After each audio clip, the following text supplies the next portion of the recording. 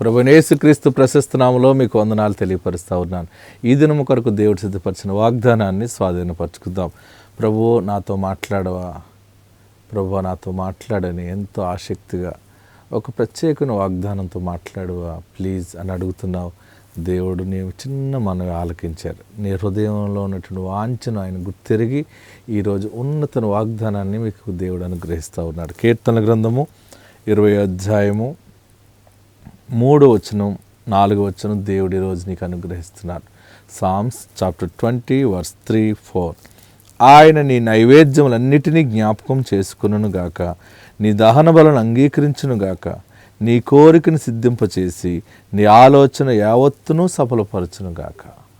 దేవుడు నీ కోరికను సిద్ధింపచేసి నీ ఆలోచన యావత్తు సఫలం చేస్తానని ప్రభు మాటిస్తూ ఉన్నారు. ఎంత గొప్ప చక్కని వాగ్దానం చూడండి.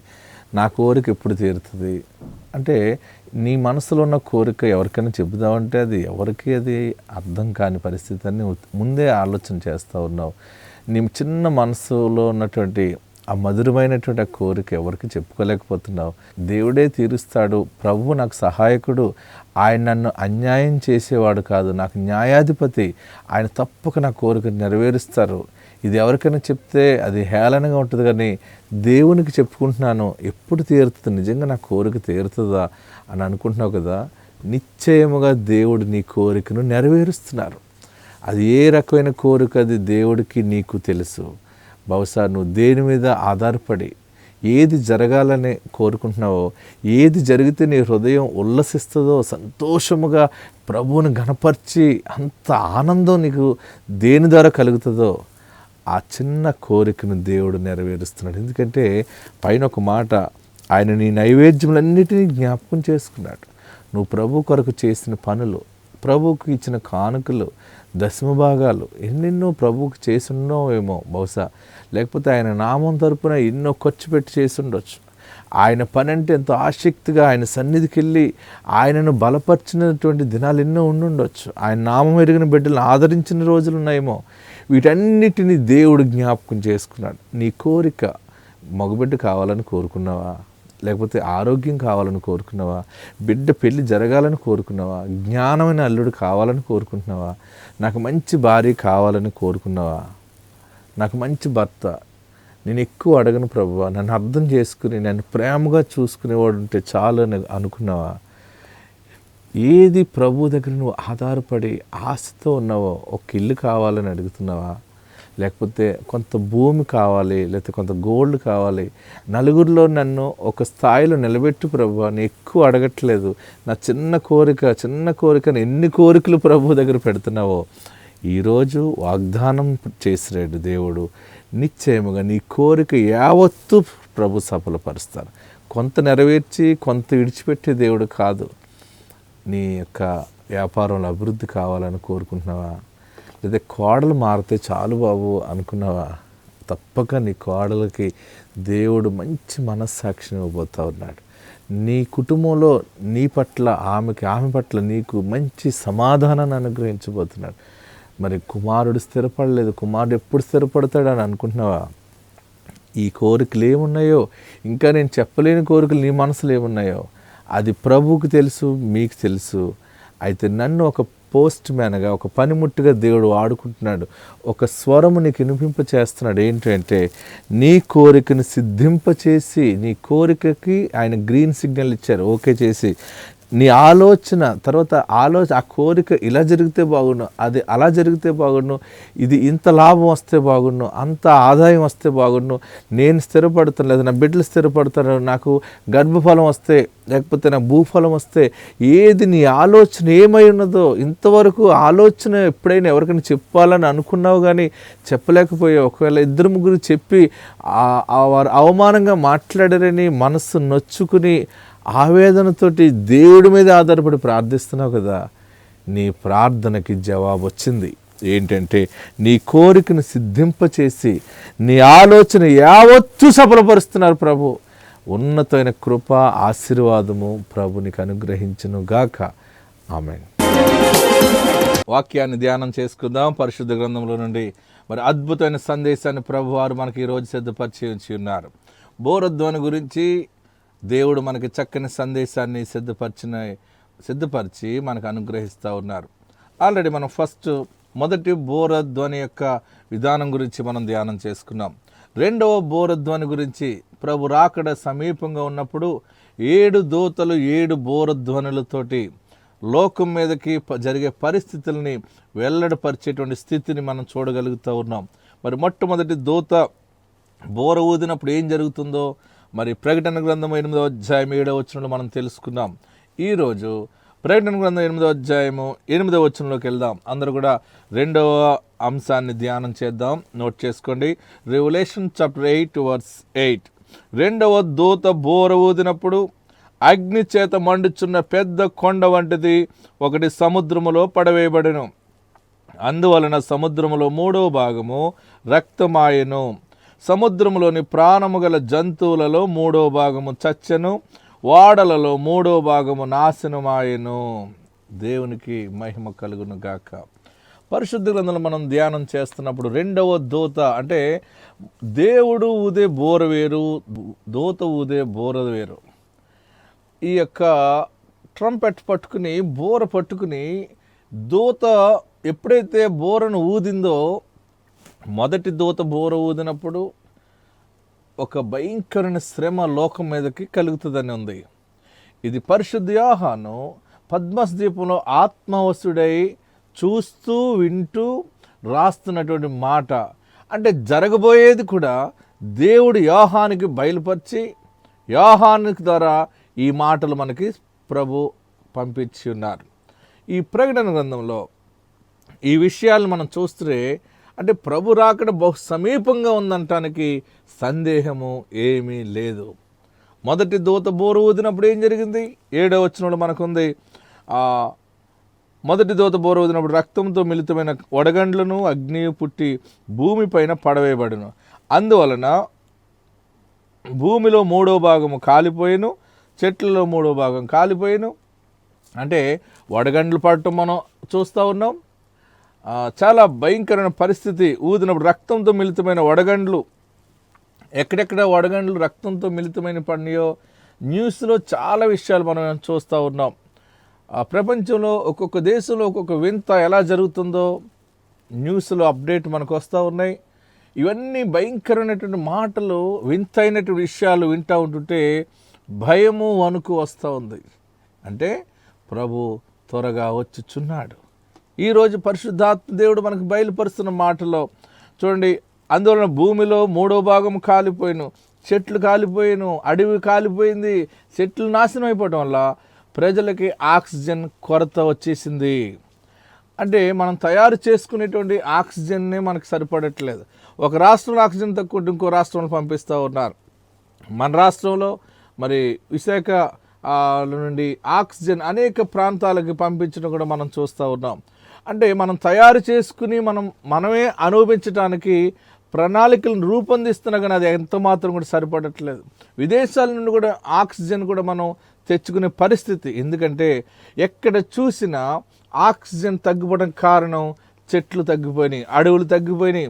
ఇవన్నీ పరిస్థితులని గమనించగలిగితే ప్రభు రాకడ బహు సమీపంగా ఉందని మనం గుర్తెరగాలి. ప్రియ సహోదరులారా, రెండవ దూత బోర గురించి ఈరోజు వాక్యాన్ని మనం ధ్యానం చేసుకుంటూ ఉంటుంటే ఇంకా లోతైన సత్యంలోనికి ప్రభు మనం నడిపిస్తూ ఉన్నారు. చూడండి 8వ వచనం నేను చదువుతున్నాను, మీరు చదవండి.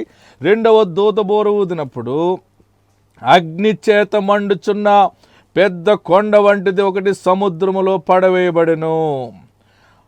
అందువలన సముద్రంలో 3వ భాగము రక్తమాయెను. సముద్రములోని ప్రాణము గల జంతువులలో 3వ భాగము చచ్చెను. ఓడలలో 3వ భాగము నాశనమాయెను. రెండవ దూత బోర ఊదినప్పుడు జరిగే ఫలితం ఇది. అంటే మండుచున్న పెద్ద కొండ వంటిది సముద్రములో పడవేయబడును. ఈ కొండ ఒక రాజ్యమును సూచిస్తూ ఉంది. ఖగోళ శాస్త్రజ్ఞులు చెప్పేది ఏంటంటే ఒక నక్షత్రము సముద్రంలో పడుతుందని ఆల్రెడీ ఖగోళ శాస్త్రజ్ఞులు వాళ్ళ మెసేజ్ ఆల్రెడీ పాస్ చేశారు. ఆకాశంలో ఏం జరుగుతుందో శాస్త్రవేత్తలు కనుగొంటూ ఉన్నారు. ఒక నక్షత్రం పడే అవకాశం ఉందని వారు చెప్తా ఉన్నారు. ఈరోజు దేవుని వాక్యమును బట్టి ఆత్మ సంబంధంగా ఎన్నో విషయాలు సాదృశ్యంగా మర్మంగా మనం చూడగలిగితే సముద్రం అనేది లోకానికి సాదృశ్యంగా కనపడుతూ ఉంది. కొండ ఒక రాజ్యమును సూచిస్తూ ఉంది. ఈ రాజ్యము ఒకరోజు ఈ లోకములో కుప్పకూలిపోయే పరిస్థితి వస్తుంది. ఎవరిది రాజ్యము? ఈ రాజ్యం ఎవరిది అంటే క్రీస్తు విరోధి స్థాపించిన రాజ్యము. అంచెములో వచ్చి నేను క్రీస్తునని చెప్పుకునేటువంటి అబద్ధ క్రీస్తు రాజ్యం అది. అయితే మన దేవుని రాజ్యము, ఆయన రాజ్యము, ఆయన కింగ్డమ్, ఆయన రాజ్యము వేరు. ఆయన రాజ్యము నీతి, సమాధానము, ఆత్మలో ఆనందము. అది దేవుని రాజ్యము. దేవునికి మహిమ కలుగును గాక.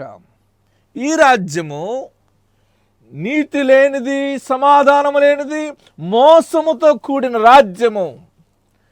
ఈ రాజ్యాన్ని ఎలా స్థాపిస్తాడంటే క్రీస్తు విరోధి. నోట్ చేసుకోండి, 5 పాయింట్లు ఇందులో కొంచెం మనం లోతుకి వెళ్దాం. క్రీస్తు విరోధి క్రీస్తు వచ్చే ముందు ఈ మహా వ్యక్తి బయటకు వస్తాడు. అంటాడు, ప్రపంచం అంతటిని నేనే పాలిస్తాను అని చెప్పి ఆ మనుషుడు రాజ్యమును కట్టడానికి ప్రయత్నం చేస్తాడు. ఎలా ప్రయత్నం చేస్తాడు, ఎలా కడతాడంటే కొన్ని విషయాలు, కొన్ని ఆధారాలను బట్టి మనం ధ్యానం చేసుకుందాం. మొట్టమొదటిగా నేను లోకానికి శాంతిని, సమాధానాన్ని అనుగ్రహిస్తానని చెప్పి ప్రజల్లోకి వస్తాడు. అన్ని దేశాలని కూడా కలుస్తాడు, ప్రధాలను కలుస్తాడు. చాలా చక్కగా సమాధానపరిచినట్టుగా నటిస్తాడు. ఏ రాజ్యము, ఏ దేశము ఫైనాన్షియల్గా వీక్ అయిందో ఆ రాజ్యము, ఆ దేశానికి ఆర్థిక సహాయాలు చేస్తుంటాడు. చేసినప్పుడు ఆటోమేటిక్గా ఆ దేశపు ప్రధాని అయినా రాజైనా సహాయం చేసిన వానికి లోబడుతుంటారు. అయితే యూరోపియన్ సమాజము వెలుగులోకి వచ్చే అవకాశం ఉందని చాలా రకాల పరిశోధకులు ఆధారాలను బట్టి మాట్లాడుతూ ఉన్నారు. ప్రియ సహోదరులారా, బాగా గమనించండి. తొందరలో భవిష్యత్తులో యూరోపియన్ సమాజంలో నుండి క్రీస్తు విరోధి బయటకు వస్తాడని కొన్ని ఆధారాలను బట్టి కొందరు బయలుపరుస్తూ ఉన్నారు. ఏదేమైనా క్రీస్తు విరోధి ఒక ప్రాంతం నుండి వస్తాడు. ఆ మనుషుడు సాతాను ఆత్మచేత నింపబడి ప్రపంచానికి శాంతిని కలగజేస్తానని చెప్పి శాంతి అనేటువంటి నినాదముతోటి ప్రజల్లోకి వస్తాడు. రాజ్యాలని సమాధానపరచడానికి ప్రయత్నం చేస్తాడు. ప్రియులరా, లోకంలో శాంతిని ఇవ్వటానికి మనిషి వల్ల అవుతుందా? ఒక రాజు వల్ల అవుతుందా? శాంతి కలగాలంటే, సమాధానం కలగాలంటే అది క్రీస్తు వలనే కలుగుతుంది. క్రీస్తు ద్వారానే శాంతి కలుగుతుంది. ప్రియులరా, మొదటి ప్రపంచ యుద్ధం తర్వాత 1920 సంవత్సరంలో నానాజాతి సమితి ఏర్పడింది. నానాజాతి సమితి ఏర్పడి మనము లోకానికి శాంతిని ప్రకటించాలి, మనమంతా కూడా లోకంలో గొప్ప శాంతి సమాధానాలు కలిగేలాగా మనం ఏం చేద్దామంటే మనం అందరం కలిసి నానాజాతి సమితిని ఏర్పాటు చేసుకుందామని 1920 సంవత్సరంలో నానాజాతి సమితి ఏర్పడింది. మన భారతదేశంలో కూడా చాలామందికి ఈ విషయాలు తెలుసు. భారతదేశంలో ఉన్నటువంటి ప్రముఖులు ఇందులో అటెండ్ అయ్యారు. ప్రపంచంలో అన్ని దేశాల నుండి ప్రముఖులు, గొప్పవారు అందులో అటెండ్ అయ్యి ఈ సమావేశంలో పాల్గొని నానాజాతి సమితిని ఏర్పాటు చేసి చాలా ప్రయత్నాలు చేశారు. కానీ దానివల్ల ప్రజలకి, దేశాలకి శాంతి కలగలేదు. రెండవ ప్రపంచ యుద్ధం తర్వాత 1945 సంవత్సరంలో మరలా దేశాల్లో ఉన్నటువంటి ప్రముఖులందరూ కలిసి, ప్రధానులందరూ కలిసి, ప్రపంచంలో ఉన్న ప్రధానులు అంటే ఒక్కొక్క దేశాన్ని పాలించే రాజు కానీ, ప్రధాని కానీ, ఏ ప్రెసిడెంట్ అయినా సరే అందరూ కలిసి మనం ప్రపంచానికి శాంతినివ్వాలని చెప్పి ఐక్యరాజ్య సమితి ఏర్పాటు చేశారు. ఈ ఐక్యరాజ్య సమితి ప్రజెంట్ ఈ రోజు కూడా ఉంది. దాని ద్వారా ఎవరికి శాంతి కలగట్లేదు. ఐక్యరాజ్య సమితి ద్వారా కూడా అది కూడా అంత వేగవంతముగా వెళ్ళి శాంతిని సమాధానాన్ని ఇవ్వలేని స్థితిలో, నిస్సహాయ స్థితిలో ఈరోజు ఐక్యరాజ్య సమితి ఉంది. మరి ఎవరు శాంతిని ఇస్తారంటే ఈ క్రీస్తు విరోధి ఇంకా చెప్తాడు, ఐక్యరాజ్య సమితి వలన శాంతి రాలేదు, నేను ఒక ప్రణాళికను రూపొందించాను, దీని ద్వారా శాంతి కలుగుతుంది, మీరందరూ శాంతి సమాధానాలతో ఉండాలని నేను దివారాత్రులు కష్టపడుతున్నానని పెద్ద పెద్ద సందేశాలు ఇస్తాడు క్రీస్తు విరోధి. ఆ రీతిగా ప్రపంచ శాంతి కొరకు నేను కష్టపడుతున్నాను, నేను ఒక రాజ్యమును కడుతున్నాను, నా రాజ్యంలోనికి మీరందరూ కూడా రండి అని చెప్పి ఆహ్వానిస్తూ ప్రపంచ శాంతి అనే నినాదముతోటి దేశాల్లోకి దిగుతాడు. దాని ద్వారా కొన్ని దేశాల ప్రెసిడెంట్లు, రాజులు ఆ మనుషుడికి, క్రీస్తు విరోధికి ఆకర్షించబడతారు. అందుకనే పరిశుద్ధ గ్రంథంలో ఒకటి ఉంది, తెల్లని గుర్రం మీద వస్తాడని. ఒక చూడండి, ఒక మాట పరిశుద్ధ గ్రంథంలో 6వ అధ్యాయం, ప్రకటన గ్రంథము 6వ అధ్యాయము, ప్రకటన గ్రంథం 6వ అధ్యాయము మొదటి నుండి. ఆ గొర్రె పిల్ల 7 ముద్రల్లో మొదటి దానిని విప్పినప్పుడు నేను చూడగా 4 జీవులు ఒకటి రమ్ము అని ఉరుము వంటి స్వరముతో చెప్పుట వింటిని. మరి నేను చూడగా ఇదిగో ఒక తెల్లని గుర్రం కనబడిను, దాని మీద ఒకడు విల్లు పట్టుకుని కూర్చుని ఉండెను, అతనికి ఒక కిరీటం ఇవ్వబడెను, అతడు జయించుటకు బయలు వెళ్ళాను. తెల్లని గుర్రం మీద వస్తాడు. ఈ మనుషుడు ఎవరు అంటే చాలామంది యేసుక్రీస్తు అనుకుంటారు, కాదు, అంతా కూడా మోసం చేయటానికి నటన చేస్తూ ఈ క్రీస్తు విరోధి ప్రజలందరికీ తెల్లని గురం, శాంతి సమాధానం అని చెప్పేటువంటి, అర్థం ఇచ్చేటువంటి, ఆ సూచన కలిగే రీతిలో సంకేతాలు ఇస్తూ ఉంటుంటాడు. ప్రపంచ శాంతిని కలగజేయాలి, నేను కలగజేస్తానని చెప్పి కొందరిని ఆకర్షిస్తాడు. ఇలాగా తన రాజ్యమును కట్టడానికి ప్రయత్నం చేస్తాడు. రెండవది, ఇంకా కొత్త నినాదం ఏం మొదలెడతాడంటే, మనము భేదాభిప్రాయాలు ఉండకూడదు, సర్వమత సమ్మేళనము అని పెడతాడు. బాగా గమనించండి. ఇప్పుడు ఫలానా ఒకటే మతాన్ని ఎంచుకుంటే వేరే మతస్థులు రారు.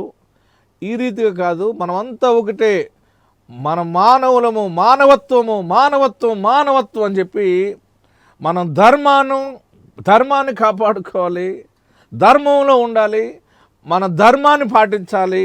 ఈ రీతిగా మాటలు మాట్లాడుతూ సర్వమత సమ్మేళనం అనేటువంటి రెండవ నినాదంతో కొన్ని దేశాలని ఆకర్షిస్తాడు. ఆ రీతిగా కూడా రాజ్యము కట్టబడుతుంది. ఇలాగా సర్వమత సమ్మేళనం అనే నినాదంతో చాలామందిని ఆకర్షిస్తాడు. మళ్ళీ మూడవది ఏంటంటే, ఇంకో పథకం పెట్టుకుంటాడు. ఇలా సర్వమత సమ్మేళనం ద్వారా కొందరు వచ్చారు, మరి శాంతి సమాధానం అనే దాంతో కొందరు వచ్చారు, ఇంకా కొంతమంది ప్రధానులు రావట్లేదు మన దగ్గరికి. ఇంకా వాళ్ళు ఎలా వస్తారని ఆలోచన చేసి ఫైనాన్షియల్గా ఒక పథకం ఏర్పాటు చేస్తాడు. ఏంటి ఆ పథకం అంటే, ఆర్థికంగా ఎవరు వెనకబడిపోయారో, ఏ దేశం వెనకబడిపోయిందో ఆ దేశానికి సహాయం మేము చేస్తాం, మాది ఒక ధర్మం, ఇది ఏ మనిషి బాధపడకూడదు, ఏ రాజ్యము బాధపడకూడదు అని చెప్పి ఆర్థిక వ్యవస్థలు బాగుగా లేని చోట ఆర్థికంగా సహాయం చేయటానికి ముందుకు వస్తాడు. ఆ మనుషుడు భయంకరమైనటువంటి క్రూర మృగం ఆత్మ కలిగినవాడు.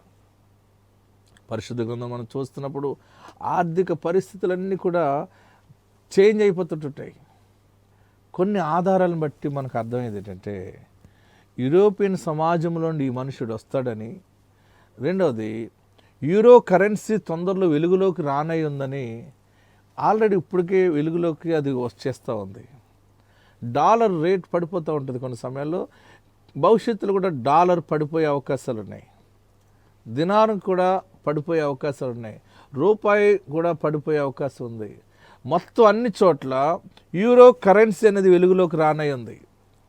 కొన్ని ఆధారాలను బట్టి, కొన్ని వ్యాఖ్యానాలు మనం స్టడీ చేస్తూ ఉంటుంటే, మనుషుడు చాలా దేశాలకు అప్పిస్తూ ఉంటాడు. భవిష్యత్తులో యూరోపియన్ సమాజము ప్రపంచం మీద పై చేయిగా ఉండబోతుందని కొన్ని ఆధారాలను బట్టి మనకు కనబడుతూ ఉంది. ఏదేమైనా క్రీస్తు విరోధి రాజ్యమును ఎలా కడతాడో, కొండ వంటి రాజ్యం ఎలా కడతాడో కొన్ని ఆధారాలు ఏంటంటే ప్రపంచ శాంతి అని చెప్తాడు. రెండోది సర్వమత సమ్మేళనం, అంటే అన్ని రకాల మనుషులు, అన్ని రకాల దేశాల ప్రధానులు ఆకర్షించబడతారు. మూడోది ఫైనాన్షియల్గా సపోర్ట్ ఇస్తున్నానని చెప్పి ముందుకు వస్తాడు. ఫైనాన్షియల్ అయినప్పటికీ చిన్న దేశాలు పెద్ద దేశాలు ఇంచుమించు చేతులు కడతాయి. వీరందరినీ కట్టిన తర్వాత సమకూర్చుకున్నాక వీరందరినీ ఎలా పాలన చేస్తాడే, ఇంటర్నెట్ వ్యవస్థ ద్వారా పాలన చేస్తాడు. ఇంకా భవిష్యత్తులో ఇప్పుడు అందరికీ కూడా ఇంచుమించు అందరికీ ఇంటర్నెట్ గురించి తెలిసిపోయింది, కంప్యూటర్ నాలెడ్జ్ వచ్చేసింది. అన్ని చిన్న చిన్న పరిశ్రమల్లో, అలాగే పొలంలో పనిచేసేవారు కూడా నెట్ ఎలా ఉపయోగించాలో ఈరోజు ప్రతి మనిషికి ఇంచుమించు అర్థమైపోతుంది. ఇంకొద్ది కాలంలో ఈ యొక్క ఇంటర్నెట్ వ్యవస్థ పొలంలో పనిచేసే వారి దగ్గర నుంచి ప్రధానమంత్రి వరకు ఇంటర్నెట్ వ్యవస్థ మీదే ఆధారపడతారు. దీని ద్వారా ఆ మనుషుడు అన్ని దేశాలని, అన్ని ప్రధానులని ఆ చేతిలో పెట్టుకుని ఒకే రాజ్యముగా కట్టి పాలన చేస్తాడు. పాలన చేసి వాడు అసలు రూపం తెలిసేటప్పుడు వాని పాలన లోకంలో కూలిపోతుంది. ఈ బోర ఫలితం ఏంటంటే ఒక మండుచున్న కొండ సముద్రములో పడవేయబడెను. సముద్రంలో పడుతుంది. లోకములో ఆ అధికారంలో ఉన్నటువంటి రాజ్యము కూలిపోతుంది. అప్పుడు యేసుక్రీస్తు రాజ్య పాలన ప్రారంభమవుతుంది. యేసు త్వరగా వచ్చుచున్నాడు. ఈరోజు దేవుడు నీతో మాట్లాడుతూ ఉన్నాడు. యేసు దేవుడని ఒప్పుకుంటే నువ్వు రక్షించబడతావు. భయంకరమైన శ్రమలో నుండి నువ్వు తప్పించబడతావు. క్రీస్తు పునరుద్ధాన శక్తితో జీవం కలిగి ఉంటాం. ప్రియ సహోదరులరా, ఈ రెండవ దూత బోర ఊదినప్పుడు సముద్రములో మండుచున్నటువంటి ఒక కొండ పడటం అంటే ఒక రాజ్యము కూలిపోవటం అని మనకి అర్థము కనపడుతూ ఉంది. ప్రకటన గ్రంథం 16వ అధ్యాయములో మనం చదువుకున్నాం. 8వ అధ్యాయంలోకి వెళ్దాం. ప్రకటన గ్రంథం 8వ అధ్యాయాన్ని మళ్ళీ మనం చదువుదాం. ఇంకా వాక్యాన్ని మనం ధ్యానం చేస్తూ ఉంటుంటే ఇంకా ఎన్నో సత్యాలు మనకి కనపడుతూ ఉన్నాయి. 8వ అధ్యాయం 8వ వచనం, రెండవ దూత బోర ఊదినప్పుడు అగ్ని చేత మండుచున్న పెద్ద కొండ వంటిది ఒకటి సముద్రంలో పడవేయబడను. అందువలన సముద్రంలో 3వ భాగం రక్తమాయను. రాజ్యము కూలిపోయే సమయంలో సముద్రం రక్తంగా మారటం అంటే రక్తము రోగాన్ని సూచిస్తుంది, రక్తము భయంకరమైన కష్టాన్ని సూచిస్తుంది, రక్తము మరణాన్ని సూచిస్తుంది. ప్రియ సహోదరులరా, సముద్రము రక్తముగా మారటం అంటే లోకము శ్రమలతో నింపబడటం. చూడండి, చావు అనేది ఎంత తేలికైపోయిందో. హాస్పిటల్కి వెళ్ళిన ఏ పేషెంట్ కూడా ఇంచుమించు తిరిగి రాని వారు చాలామంది ఉన్నారు. కొందరు తిరిగి వచ్చి చనిపోతూ ఉన్నారు. తిరిగి వచ్చిన తర్వాత దేవుని కృపతో బ్రతికిన వారు ఉన్నారు. చాలామంది భర్తలను కోల్పోయిన వారు ఉన్నారు. చాలా భార్యలను కోల్పోయిన వారు ఉన్నారు. పిల్లలను కోల్పోయిన వారు ఉన్నారు. ఈ పరిస్థితులు ఏంటి రోగం ఏంటి, అసలు సమయం కూడా ఇవ్వట్లేదు. లంగ్స్ పోవటం ఏంటి, కిడ్నీ, లివర్, ఆర్గన్స్ అన్నీ కూడా టోటలీ ఒకేసారి క్షణంలో డ్యామేజ్ అయిపోవటం ఏంటంటే ఇది భయంకరమైన శ్రమ. ఏంటంటే ప్రభు రాకడను సూచిస్తూ ఉంది. నువ్వు బ్రతుకున్నావు, దేవుని సాక్షిగా నువ్వు ఉండాలని ప్రభు బయలుపరుస్తూ ఉన్నాడు. నిన్ను బ్రతికించింది, నిన్ను కాపాడుతూ ఉన్నది కేవలము ఆయన సాక్షిగా ఉండటానికి. ఏ తెగులు నీ గుడారానికి రాదు, ఏ రోగము నీకు రాదు, అపాయం ఏమీ రాదు. పరిశుద్ధాత్మ నీకు తోడుగా ఉన్నాడు. నీవు నేను రెండవ రాకడలో ఎత్తబడే సమయం ఆసనం అవుతూ ఉంది. ఇంకా మనం కిందకి చదువుతూ ఉంటే ఇందులో అందువలన సముద్రంలో 3వ భాగం రక్తమాయను. చూడండి, ఒక దేశంలో ఎక్కువ మరణాలు ఉండే ఓ దేశంలో తక్కువ ఉన్నాయి. ఇలా టోటల్లీ చూస్తే 3/3 రక్తం ఆయన శ్రమంతా ప్రపంచం అంతా చుట్టేస్తూ ఉంది. ఎవరికి శాంతి లేదు.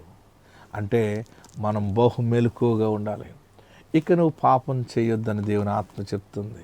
ఇంతవరకు దుర్మార్గంగా జీవిస్తున్నావేమో, దుర్మార్గపు ఆలోచనలు నీలో ఉన్నాయేమో, అసూయ నీలో ఉందేమో, వాటన్నిటిని విడిచిపెట్టి పరిశుద్ధంగా ఉండటానికి నువ్వు సిద్ధపడు.